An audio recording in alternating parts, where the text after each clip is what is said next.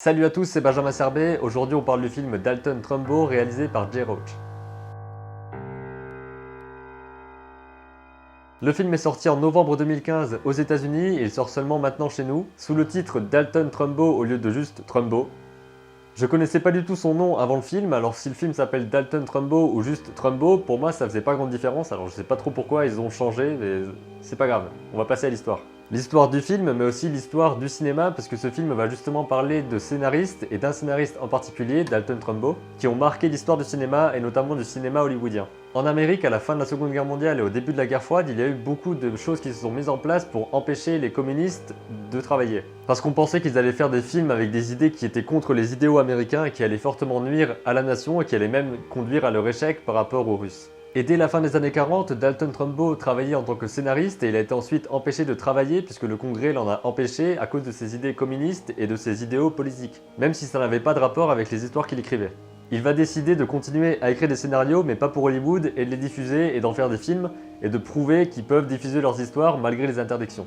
Je vous recommande vraiment d'aller voir ce film, c'est un très bon film qui est passionnant à regarder, surtout si on s'intéresse un petit peu à l'histoire du cinéma et qu'on n'est pas trop familier avec ce qui s'est passé dans ces périodes, ce qui est mon cas. Au niveau de la mise en scène, il n'y a rien de transcendant non plus, mais c'est quelque chose qui va très bien avec l'histoire, elle est classique, elle est sobre, mais elle est efficace, et elle raconte parfaitement bien ce qui doit être raconté, elle sait jouer sur les moments qui sont les plus dramatiques, etc. Donc c'est une très bonne mise en scène qui sert l'histoire, c'est le but de la mise en scène. Mais le film vaut surtout par la brochette barbecue. Mais le film vaut le coup surtout pour ses acteurs qui ont tous des performances vraiment crédibles et intéressantes. Le personnage principal c'est Bryan Cranston, c'est-à-dire le père de Malcolm. Je sais qu'il fait aussi Walter White dans Breaking Bad, mais pour moi ce sera pour toujours le père de Malcolm. Sa femme est jouée par Diane Lane qui jouait la mère de Superman dans les derniers films, je l'avais pas vu avant. Donc c'est-à-dire qu'après la mort du père de Superman, elle s'est mise avec le père de Malcolm.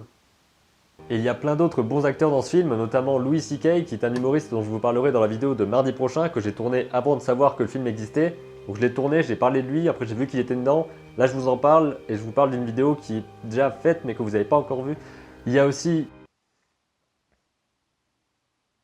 Helen Mirren que vous allez détester pendant le film. Il y a aussi John Goodman qui fait une super performance et qui est très marrant par moments. Et plein d'autres acteurs dont j'ai pas forcément les noms en tête mais qui sont très crédibles aussi.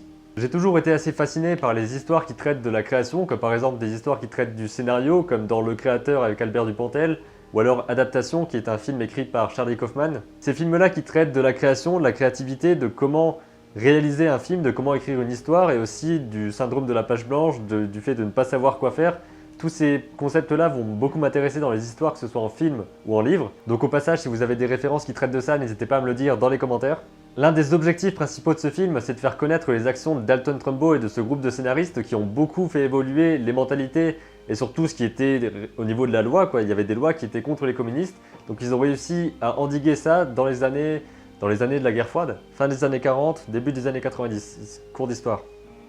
C'est très important de se rappeler ce qui s'est passé à cette période-là au niveau du cinéma et au niveau aussi du monde tout simplement parce que c'est une époque très importante où de découvrir les actions qui s'y sont faites et tous les conflits qui ont été gérés à ce moment-là. Personnellement, je connaissais pas du tout Dalton Trumbo avant ce film, ni les actions qui ont été faites par le groupe qui l'entourait, et tout ce qui a été fait pour faire en sorte que les scénaristes d'Hollywood peuvent travailler correctement, peu importe leurs idées politiques, et que tous ceux qui travaillent dans le cinéma d'une manière générale, parce qu'il y a aussi des acteurs qui sont pris en compte dans le film et qui sont victimes aussi de procès, etc.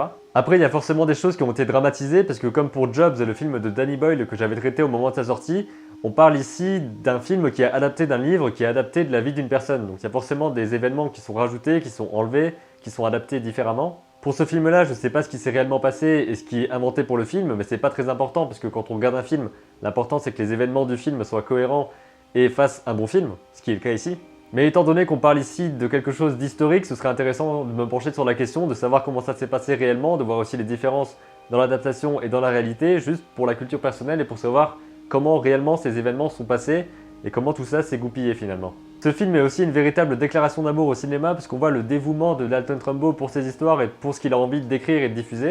Et il y a aussi des tas d'hommages, des tas de références qui sont faites dans ce film-là parce qu'il y a des extraits qui sont montrés en noir et blanc avec des acteurs qui sont incrustés à l'intérieur, d'autres extraits qui ont été complètement refaits avec les acteurs du film. Il y a aussi des acteurs réels qui sont interprétés ici, comme par exemple John Wayne et Kirk Douglas, qui sont tous les deux très ressemblants avec les véritables acteurs et qui ont un jeu vraiment super comme tous les autres acteurs. Et celui que j'ai trouvé vraiment génial, c'est Dean Augerman, je sais pas comment on le dit, Dean Augerman, enfin je sais pas, qui joue le rôle de Kirk Douglas et qui est vraiment trippant dans ce rôle-là. Et Je sais pas, il a la classe quoi, c'est tout, il a la classe. Alors je vous conseille définitivement d'aller voir ce film et de me dire en commentaire vos avis si vous l'avez vu et que vous avez envie de partager ce que vous en avez pensé. J'ai beaucoup aimé le film et je pense que je vais le revoir, je vais aussi me renseigner un peu plus sur les réels événements qui sont déroulés. J'ai hâte d'avoir vos commentaires sur ce film, dites-moi aussi si vous ne le connaissez pas du tout et que ça vous a donné envie d'aller le voir, parce que j'ai vraiment envie que vous alliez le voir et qu'on en discute. Cette vidéo compte comme le bilan de la semaine numéro 17 puisque j'ai pas fait d'autres vidéos pour vous expliquer ce qui s'était passé cette semaine et j'avais seulement envie de vous parler de ce film et de vous donner envie d'aller le voir. Je vous dis à très bientôt pour de nouvelles vidéos et d'ici là n'oubliez pas, créez vos images et racontez vos histoires.